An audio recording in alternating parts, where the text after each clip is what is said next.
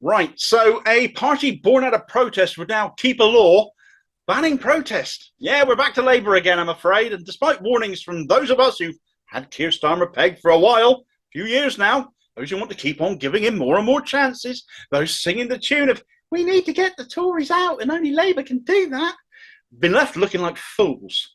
This all stemmed, of course, from that David Lammy LBC comment that I covered the other day, where Lammy said Labour cannot go around repealing Conservative legislation because they wouldn't have time for that sort of thing, completely missing the point that that would be a key reason for people to literally vote for you.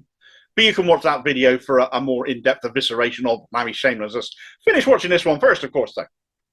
But this segment on his show led people to draw the natural conclusion, in response to the heavy-handedness of the Met Police in the wake of the coronation, that the anti-protest legislation used against peaceful protesters there would not be reversed under Starmer. Well, his defenders came out of the woodwork, didn't they? The centrist dad brigade, who were utterly wedded to giving Starmer the benefit of the doubt time after time, despite the growing list of his lies that have been exposed over the last several years, that will defend Starmer come what may, because he'll beat the Tories, apparently. He'll bring the change we need, allegedly. And all despite other Labour figures, from Andrew Gwynne to David Lammy to Lisa Nandy, all saying that Starmer will not repeal Suella Braverman's anti-protest bill.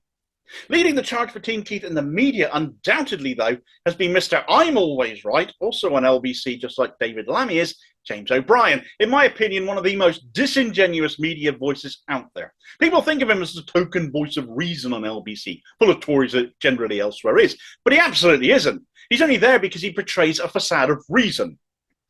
O'Brien took a caller in the wake of Lammy's comments, who came on saying they were disappointed that Keir Starmer had not said he was going to repeal this latest bit of legislation, at which point O'Brien chipped in. He had to issue his form of a correction, and he said, no, that's unfortunately a misapprehension. I think that was as a consequence of David Lammy saying something on LBC over the weekend. And what happens is, I'll explain this to you because it's actually quite important. And it's a mark, of course, of how far LBC has come in recent years. You have some very strange people out there who spend their days desperately trying to resurrect the ghost of Jeremy Corbyn. So David Lammy says something off the cuff and out of context on LBC, and one of these weirdos clips it up and puts it out as proof that the Labour Party isn't going to be repealing any of this. And they're not going to be doing anything to remove this legislation that they actually voted against in the first place. But Labour have since clarified that that is not the case at all. Not that it will get tweeted by all the clowns who came across your path, or whose path you came across over the weekend, because they're too busy trying to pass electric shock therapy through the corpse of Jeremy Corbyn's career. But hey-ho,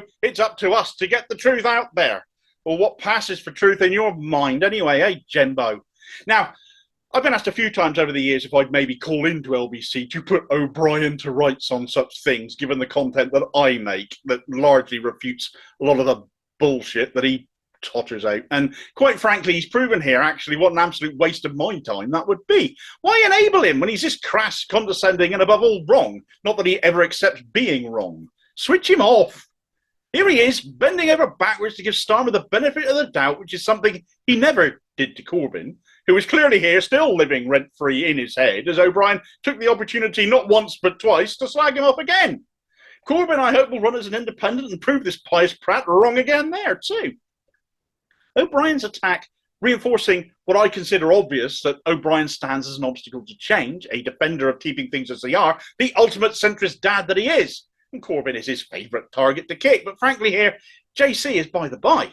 O'Brien also threw Lammy under the bus here in his defence of Starmer. His belief that Labour had issued a correction, and this is where O'Brien talking about truth really is hilarious, because Labour offered no such correction at all. And although they voted against the legislation in the House of Commons, it only passed the Lords stage because Labour Lords allowed it to.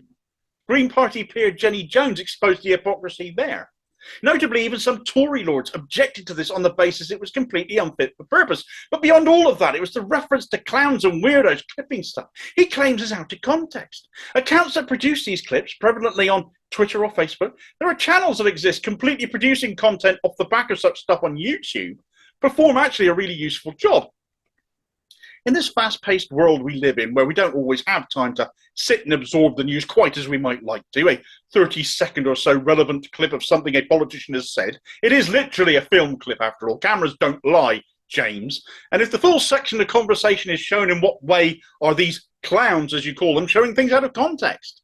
We're the people who spend their time making clips, showing people relevant snippets of news to get an idea of what people are saying in relation to stuff, exposing their agendas perhaps, which is little more than what our media are actually there and supposed to do. But O'Brien would have you believe his opinions carry more weight than footage being shared on social media does. What an ego! Let the clippers keep on clipping while O'Brien pretends he's slagging people off in the name of truth. Sure, I bag people too in my content. It's intended to be a light-hearted, humorous way to make the political side of things more interesting. It can be a dry subject matter at times. But also, frankly, the people I pick on tend to deserve it. I don't pick on people unless they've done something to warrant it, unlike O'Brien, who just blanketed attacked, frankly, anyone who shares news clips on social media. The video clip content is worth vastly more than that of an overinflated, over-opinionated, overpaid establishment man like O'Brien. They are the lifeblood of grassroots democracy in the UK now, keeping us genuinely informed where all mainstream news channels, radio stations, and other sources with big money backing fail us. Nobody who listens to James O'Brien, in my opinion, can possibly feel better informed for doing so, and that is the biggest reason why I won't waste my time ringing LBC. But of course, the main reason for this video is that O'Brien and those like him rallying to Starmer's side constantly in his defence are all wrong. Starmer himself later came out and stated in no uncertain terms he will not repeal Suella Braverman's anti-protest public order bill. The human rights barrister, Keir Starmer, will not uphold our human right to protest, puts his refusal to stand on a picket lines in a much darker context now, doesn't it? Labour, the party formed by trade unions to protest for workers' rights, is now anti-protest. Do you really still think the party hasn't been taken over by Tories? Do you really think this bunch of Tories will be any better than the Tories already in power? Statements like Starmer's here say otherwise. In an interview with ITV, Starmer was asked, why wouldn't a Labour government repeal the Public Order Act? The whole history of Labour is a history of protest. Well, Starmer answered, well, I think there's two things going on here. On the one hand, I think most people think the police need powers to deal with Just Stop Oil and some of their tactics. They do need powers to deal with that. But on the other hand, there's a balance to be had, which is to protect free, protest. Operational decisions were made over the weekend. Some were right, some were wrong. The police themselves accepted a number of them were wrong, and that needs to be a learning experience. Legislation needs to bed down. He got interrupted at this point. The interviewer wanted a direct answer from Starmer. He wasn't getting one after all, and put it to him, so you won't repeal the act then? Starmer came back in. Well, I think we need to let it bed in. We need to look at how it operates in practice. Very often with public order legislation, as you know, there's a period of bedding in. Just because the police have got a power doesn't mean they have to use it in every situation. Guidance emerges, so we haven't even got to that stage yet. I think we need to get to that stage. What does he keep saying bedding in for? It's a weird phrase. Makes me think he's so fond of it, he wants to tuck it up in bed and read it a bedtime story. How to Crush Dissent by Kim Jong-un, perhaps. This legislation removes the right to protest. That is literally what we saw the police enact. And since when do we ever see them exercise restraint? The Met have already gone on record as saying they were put under pressure to take a zero-tolerance approach. Who's getting sacked if they show restraint next time then?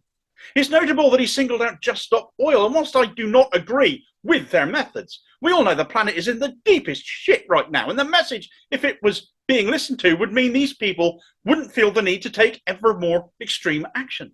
Starmer's answer, just as it is to governments, is to go after the people while still not listening to why they're protesting.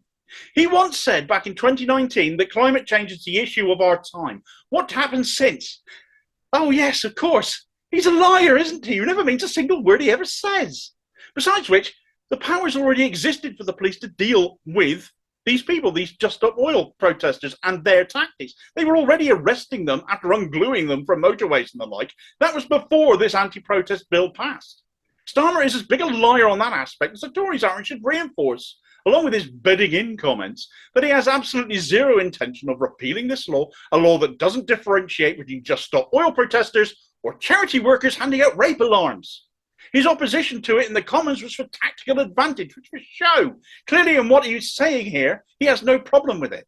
Another hard-right authoritarian prime minister in the making. The planet can burn, 40-degree summers can become the norm, shit can be poured into our seas, flooding can increase, but lock those who dare make so much as a squeak about it up and throw away the key. That is pretty much the message from Team Keith here. Still, you will get people defending him. Still, they were going to do it, but they're going to sound more and more shrill.